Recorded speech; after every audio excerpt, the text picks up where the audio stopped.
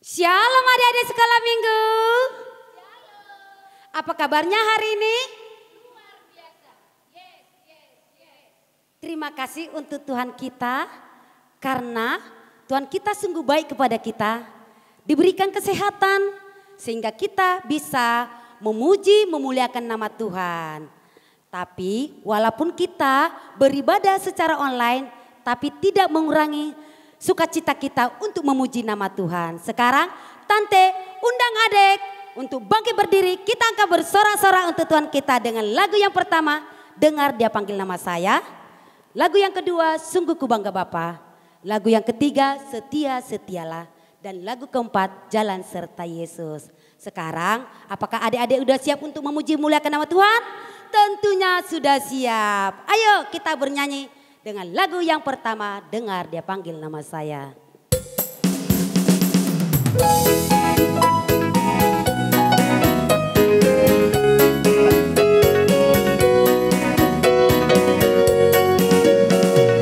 Dengar Dia panggil nama saya, dengar Dia panggil namamu, dengar Dia panggil nama saya, juga Dia panggil namamu. Oh bilanglah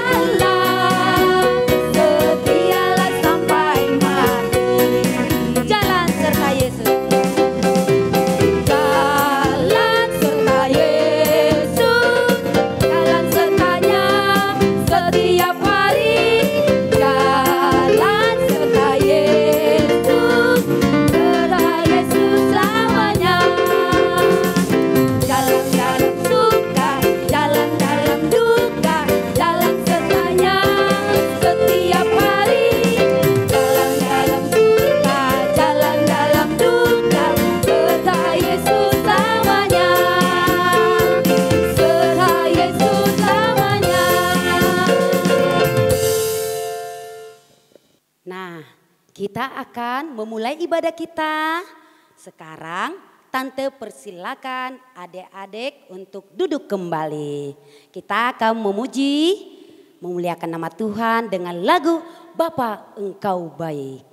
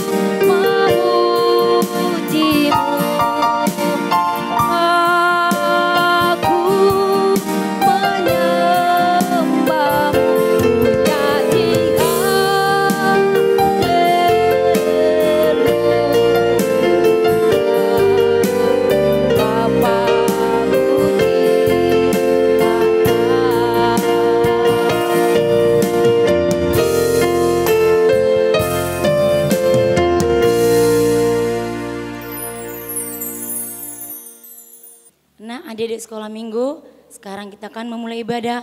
Mari kita bersatu di dalam doa. Bapa yang baik, terima kasih atas penyertaan-Mu kepada kami hingga saat ini. Sekarang ya Tuhan, kami memulai ibadah kami. Biarlah kiranya Engkau berkati ibadah kami ini dari awal, pertengahan hingga selesai. Ya Tuhan, kami yakin dan percaya Engkau ada di hati anak-anak sekolah minggu kami yang sekarang beribadah di rumah. Biarlah Roh Kudus-Mu yang menerangi hati dan pikiran mereka supaya mereka memahami dan menjadi pelaku firman-Mu. Dalam nama Tuhan Yesus kami berdoa dan mengucap syukur. Amin.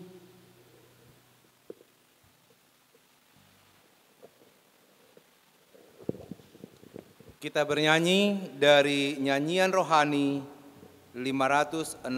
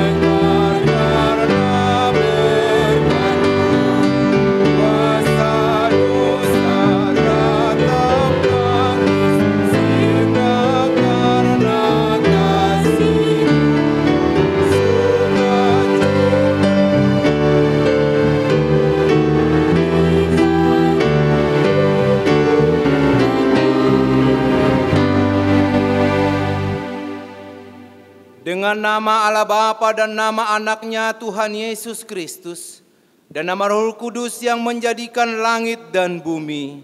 Amin. Sinar surga cemerlang terang Allah yang semarak. Ya sinarilah terang hati kami agar layak menerima kehidupan yang Kau sediakan Tuhan. Haleluya.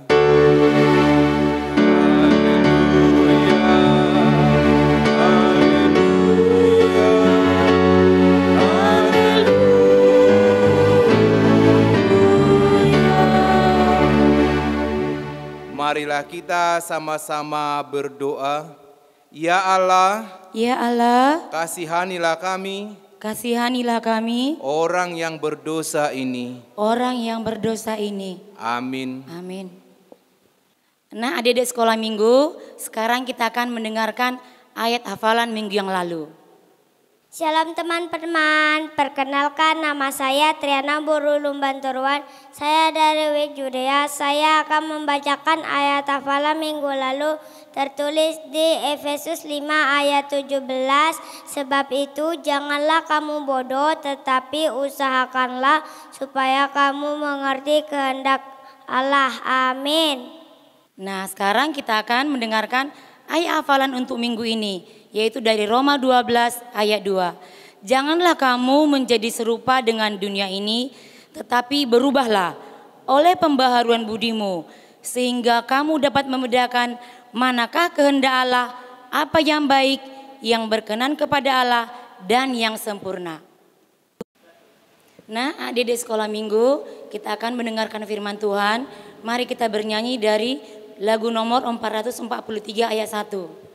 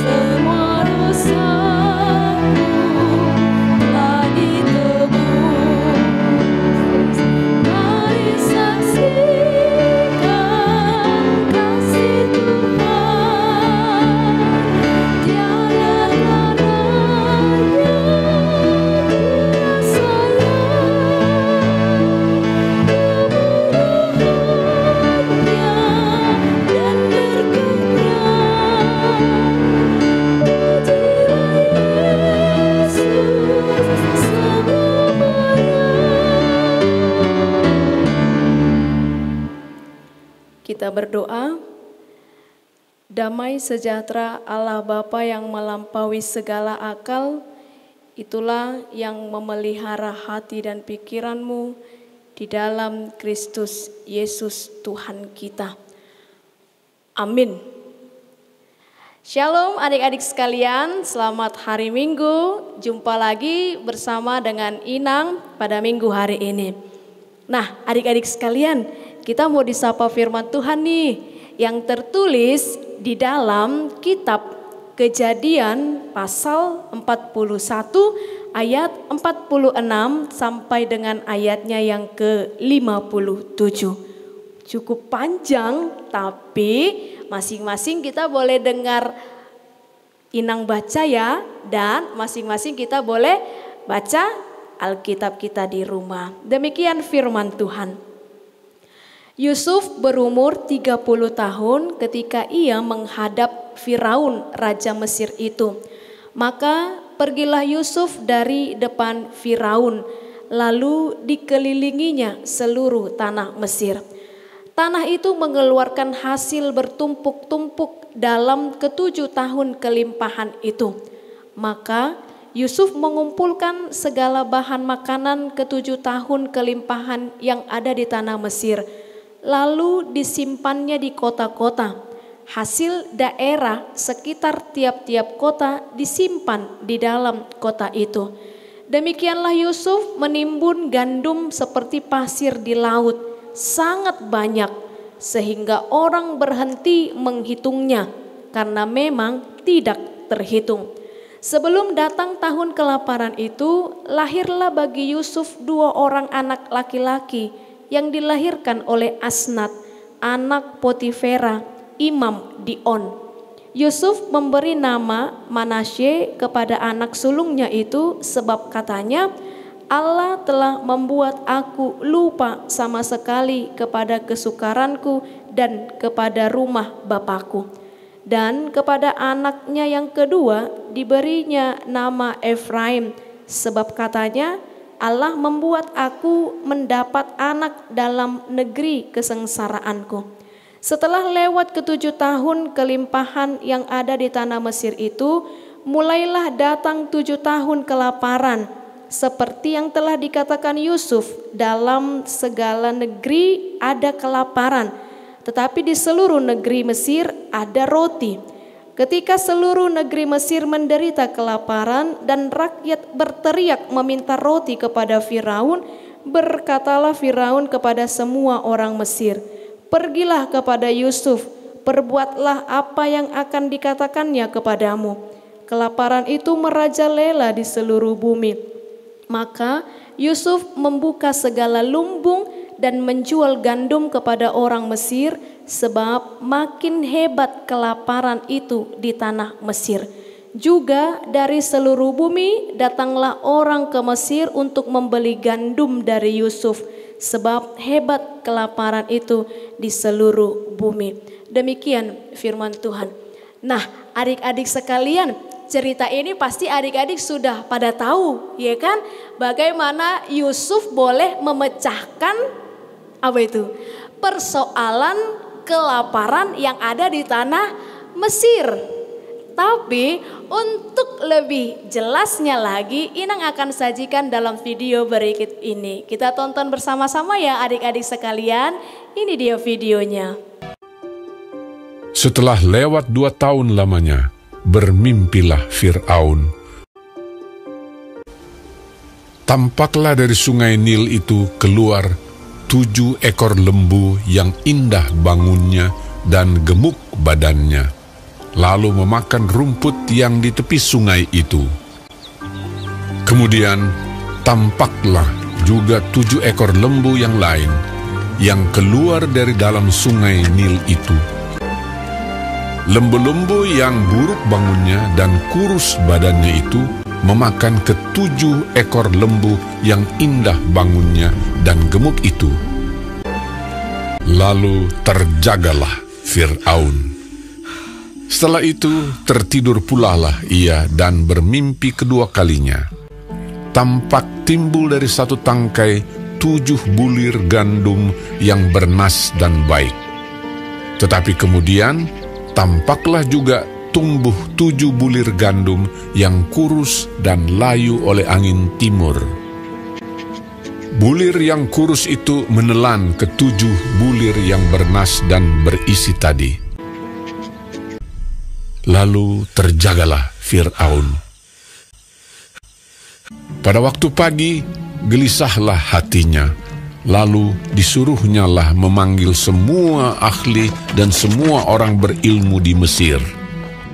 Fir'aun menceritakan mimpinya kepada mereka, tetapi seorang pun tidak ada yang dapat mengartikannya kepadanya. Lalu berkatalah kepala juru minuman kepada Fir'aun, "Hari ini ada di sana seorang muda Ibrani, hamba kepala pengawal istana itu. Kami menceritakan mimpi kami kepadanya, lalu diartikannya kepada kami mimpi kami masing-masing. Demikianlah pula terjadi." Kemudian Fir'aun menyuruh memanggil Yusuf. Berkatalah Fir'aun kepada Yusuf, "Aku telah bermimpi, dan seorang pun tidak ada yang dapat mengartikannya. Tetapi telah kudengar tentang engkau." Yusuf menyahut Fir'aun, "Bukan sekali-kali aku, melainkan Allah juga yang akan memberitakan kesejahteraan kepada tuanku Firaun. Kedua mimpi tuanku Firaun itu sama. Ke-7 ekor lembu yang baik itu dan ke-7 bulir gandum yang baik itu ialah 7 tahun juga. Akan datang 7 tahun kelimpahan di seluruh tanah Mesir. Kemudian ketujuh ekor lembu yang kurus dan buruk, demikian pula ketujuh bulir gandum yang hampa. Maksudnya akan ada 7 tahun kelaparan. Allah telah memperlihatkan kepada tuanku Firaun, dan Allah akan segera melakukannya. Oleh sebab itu, baiklah tuanku Firaun mencari seorang yang berakal budi dan bijaksana, dan mengangkatnya menjadi kuasa atas tanah Mesir. Menimbun gandum di kota-kota sebagai bahan makanan, serta menyimpannya. Demikianlah, segala bahan makanan itu menjadi persediaan untuk negeri ini. Selanjutnya Fir'aun berkata kepada Yusuf, Oleh karena Allah telah memberitahukan semuanya ini kepadamu, tidaklah ada orang yang demikian berakal budi dan bijaksana seperti engkau. demikianlah Yusuf dilantik oleh Fir'aun menjadi kuasa atas seluruh tanah Mesir.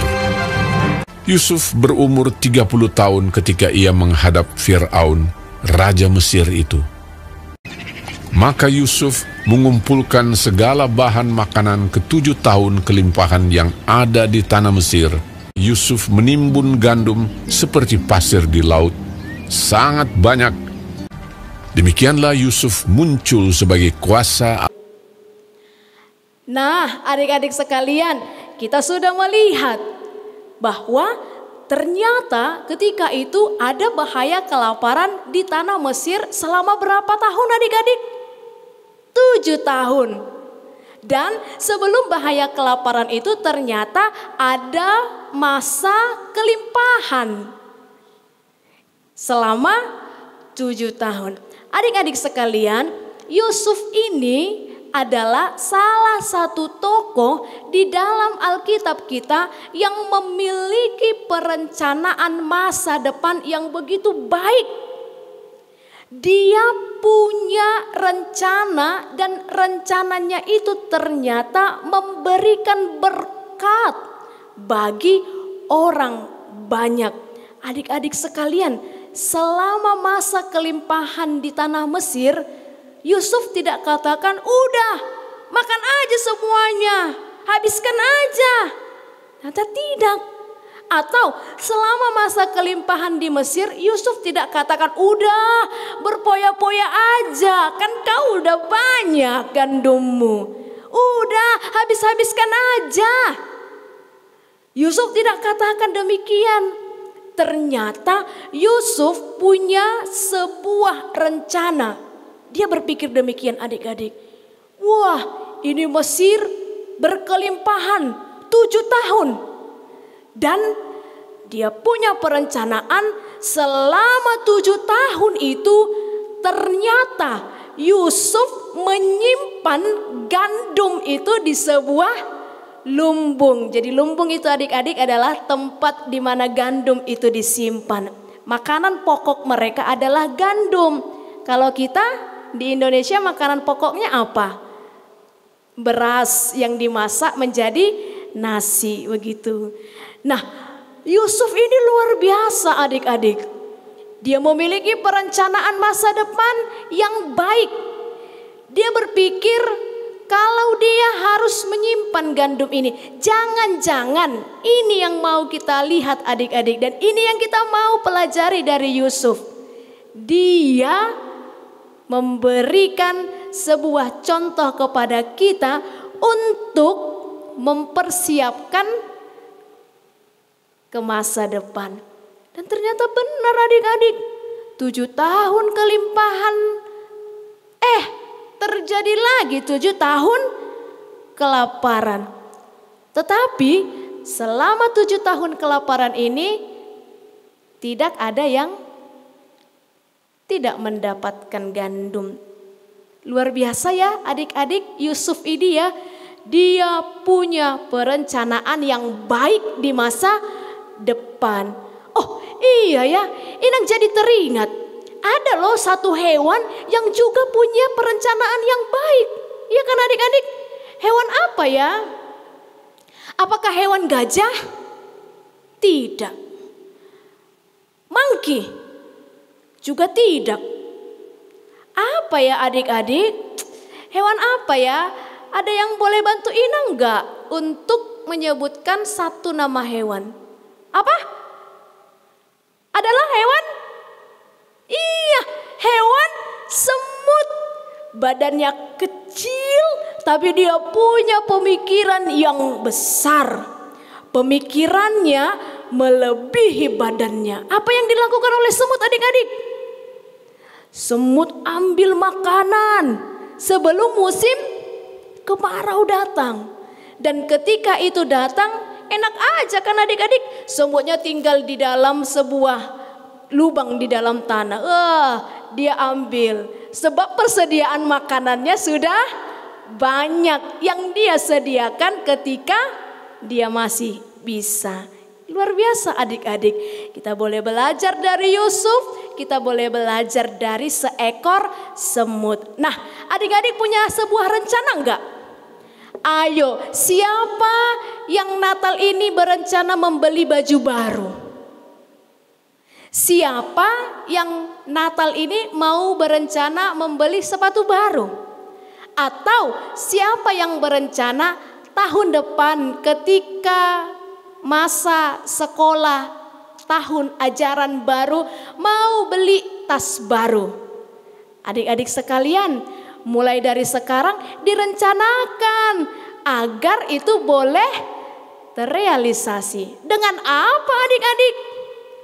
Kalau Yusuf tadi dia simpan gandumnya di lumbung, kalau semut tadi dia simpan makanannya dalam sebuah lubang, adik-adik dengan cara menabung. Ayo, siapa yang punya tabungan di rumah? Tabungan ayam, tabungan gembok, tabungan nanas, tabungan apa lagi? Ada banyak. Siapa yang ketika dikasih tulangnya, dikasih opungnya, dikasih tantenya uang, langsung dia bilang, sini mak uangku, aku mau jajan, aku mau minum es krim Magnum. Habis uangnya, tidak tersisa. Padahal dia punya rencana tahun depan mau beli tas baru. Kebeli enggak tasnya? Enggak. Nah, oleh karena itu adik-adik, kita boleh belajar tadi ya dari tokoh Yusuf, dari seekor semut untuk mempersiapkan, merealisasikan rencana yang kita mau rencanakan di masa depan, maka milikilah dan mulailah dari sekarang. Rajinlah menabung agar rencana adik-adik tadi boleh terwujud. Adik-adik senang, orang tua senang, semuanya bersuka cita. Terlebih lagi tas baru, sepatu baru, baju baru boleh terbeli. Ingat ya adik-adik sekalian, milikilah perencanaan yang baik di masa depan dengan cara menabung. Sedikit demi sedikit, lama-lama menjadi bukit. Amin. Kita berdoa. Terima kasih Allah Bapa di surga. Tuhan memberkati kehidupan kami. Tuhan memberikan kesempatan bagi kami untuk mendengarkan firman-Mu. Ajari kami Tuhan agar kami boleh seperti Yusuf memiliki perencanaan yang baik. Kalau ada dari anak-anak sekolah minggu yang berencana membeli sesuatu barang yang baru, Tuhan ajari mereka untuk boleh mereka tabung sedikit demi sedikit uang yang ada pada mereka. Tuhan memberikan kesehatan kepada seluruh anak-anak sekolah minggu. Terlebih Tuhan dalam masa pendidikan mereka, Tuhan memberkati mereka. Dengarkanlah doa kami ini, di dalam nama anak-Mu Tuhan Yesus kami berdoa. Amin. Adik-adik sekolah minggu, sekarang kita akan mengumpulkan persembahan. Sambil mengumpulkan persembahan, kita bernyanyi dari lagu 467 ayat 2.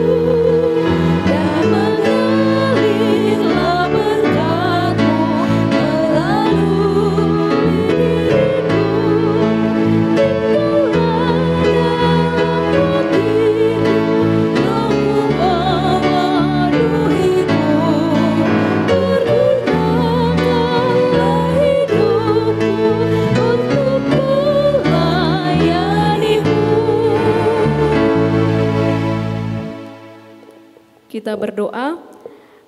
Bapa kami, Tuhan Allah yang Maha Kuasa yang bertahta di sorga, kami mengucap syukur dan terima kasih kami kepadamu ya Tuhan, di mana Tuhan memperkenankan anak-anak di dalam kerajaan-Mu.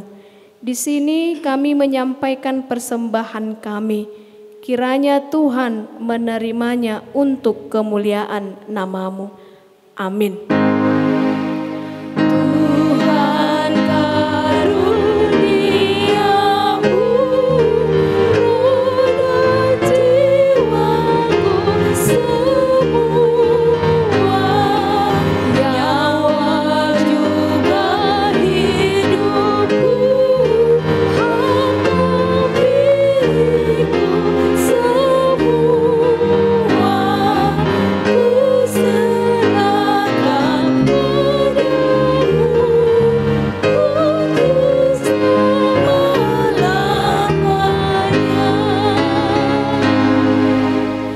Kita sama-sama mengucapkan doa Bapa kami.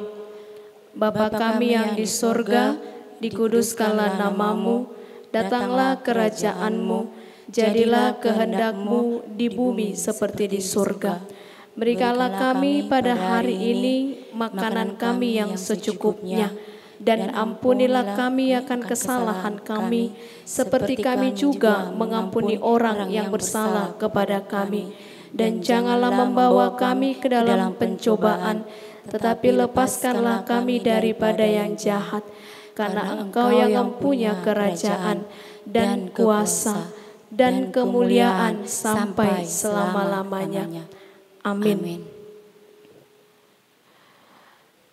Tuhan memberkati engkau dan melindungi engkau. Tuhan menyinari engkau dengan wajah-Nya dan memberi engkau kasih karunia. Tuhan menghadapkan wajah-Nya kepadamu dan memberi engkau damai sejahtera. Amin.